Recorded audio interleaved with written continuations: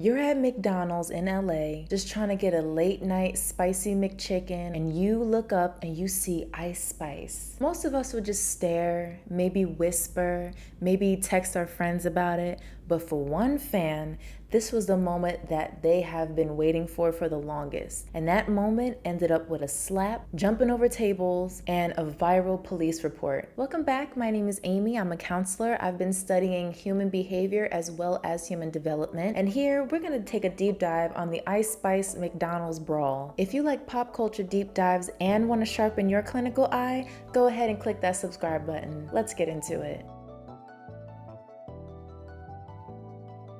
Now, we've all been hungry, but jumping over tables for just a McNugget rejection, that's going too far, okay? And before y'all say anything, yes, I know I wore this same getup in the last video, but I'm trying to film 2 videos in one day. So if you didn't know, in April 2026, Ice Spice was out with a friend at a McDonald's in LA, and a fan came up to her. Everything turned into a physical altercation after the fan was rejected, and Ice Spice told them, hey, like, you need to leave. I'm trying to eat here. The fan's name is Vaya or Vaya, I'm not too sure. We're gonna call her Vaya. Vaya allegedly hit the rapper, and it just turned into a full-blown WWE SmackDown.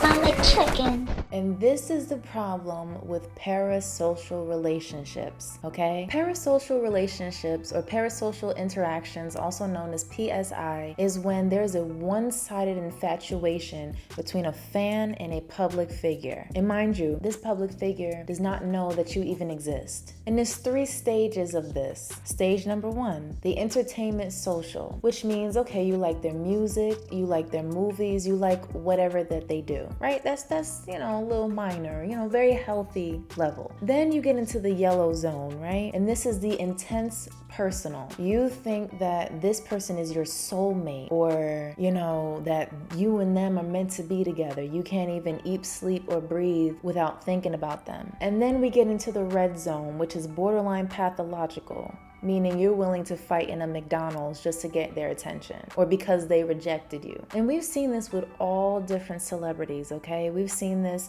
going back all the way to I'm sure the 80s and the 70s. Just a quick question. If you could move to any country in Europe, where would it be? Why not start today? I remember when I first moved abroad, I was having such a difficult time trying to connect with real estate agents and, just making sure I had the proper documents that I needed to settle in a new country. Luckily, Americans Abroad referral service is there to help you relocate, whether it's for you or your entire family. Moving abroad should not come with risk or uncertainty.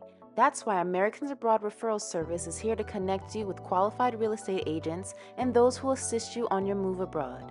Email us today at americansabroad2@gmail.com and start your European journey today. Why are parasocial relationships so prominent now more than ever? Well, these celebrities are giving you 24-hour access to their lives. They're tweeting and they're, going on spaces so you can hear their voice. They're doing podcasts and everything like that. In this example, when Ice Spice tweets to her besties, we don't comprehend that she's talking to about 10 million other people. It's not just you.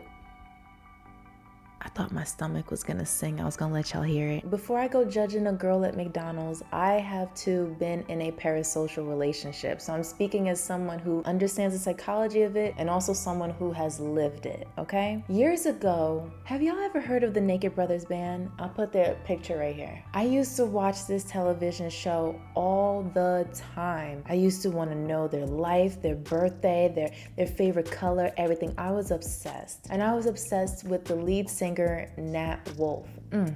Look at him. Anyway, years ago, I had such an infatuation with Nat Wolff that I wanted to be everything that he liked.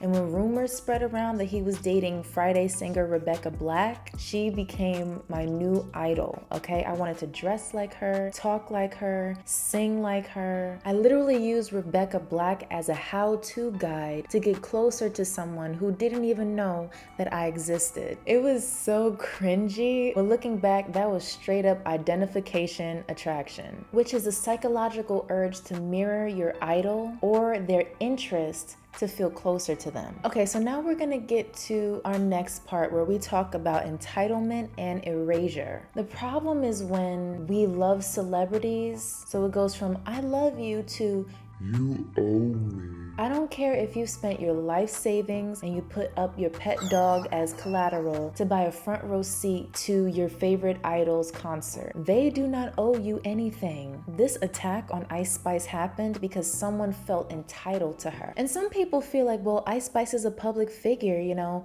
she should get used to this. You know, she should show up and have to be on 10 every time she goes out. Listen, Ice Spice is the public figure, the brand, but there's still a person behind it named Isis Nyjah Gaston, okay? That person still exists. Ice Spice was not performing at McDonald's, okay? Isis was trying to enjoy her McChicken. Now, I don't know if it was actually a McChicken, I'm just guessing because I'm also hungry, so.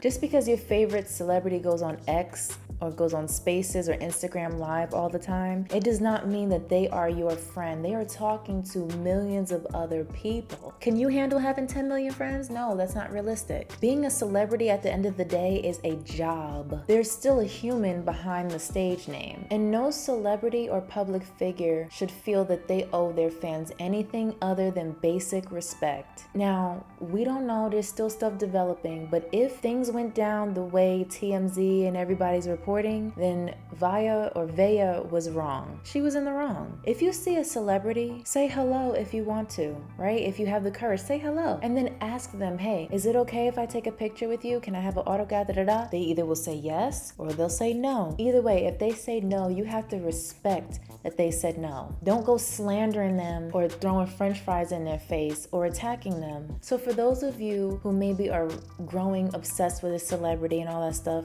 repeat after me. Your love for that celebrity, your deep infatuation is a one-way street. And do a reciprocity check, okay? If you're at a Twitter war or you're on X arguing back and forth defending a celebrity, would they do the same for you at 3 a.m.? Breaking news, they're probably asleep right now or preparing for their next performance. And then humanization. You gotta remember that these celebrities are humans, okay? You gotta understand that a celebrity, no matter who they are, no matter how popular they are, let them eat their food in peace. Let them walk down the street in peace, please. We all know that the internet can be a very, very weird place, but it doesn't have to be a dangerous place, okay? So stay safe, stay sane, and please do not fight anybody at a McDonald's. But I wanna know, have you ever had a cringy celebrity phase like mine? Let me know in the comments because I'm interested to know what y'all have to say. But thank you so much for making it to the end of this video. You are amazing as always. And do not forget to hit that subscribe button where we talk and take another deep dive in pop culture and of course strengthen our clinical eye together.